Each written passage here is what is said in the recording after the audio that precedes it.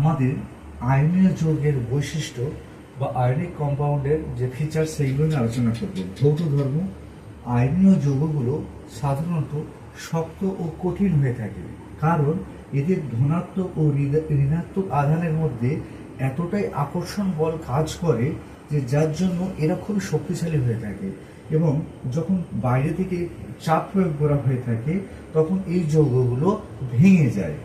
এবার আসা যাক আয়নীয় যৌগের অন্যতম একটি বৈশিষ্ট্যের মধ্যে মেল্টিং অ্যান্ড বয়েলিং পয়েন্ট, অর্থাৎ গলনাঙ্ক এবং স্ফুটনাঙ্ক।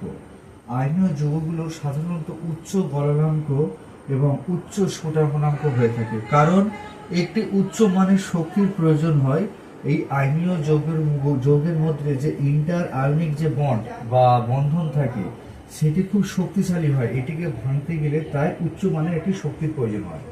এবার আসা যাক দ্রবণ ক্ষমতা বা সলিবিলিটি। এবার আয়নীয় যৌগগুলো জলে দ্রাব্য হয়ে থাকে, কিন্তু দ্রবণে দ্রাব্য নয়, যেমন কেরোসিন পেট্রোল এগুলোতে দ্রাব্য নয়। আয়নীয় যৌগগুলো তাই জলে দ্রাব্য হয়ে থাকে। এইবার আমাদের আয়নীয় যৌগের তড়িৎ পরিবহনের ক্ষমতা বা কন্ডাকশন অফ ইলেকট্রিসিটি এটি নিয়ে আলোচনা করব। যখন কঠিন অবস্থায় থাকে তখন এই আয়নীয় যৌগগুলো কিন্তু তড়িৎ পরিবহন করতে পারে না, কারণ এদের কঠিন ভাব বা এদের দৃঢ় ভাবের জন্য। কিন্তু যখন এই আয়নীয় যৌগগুলো গলিত বা তরল অবস্থায় থাকে তখন কিন্তু তারা তড়িৎ পরিবহন করতে সক্ষম, কারণ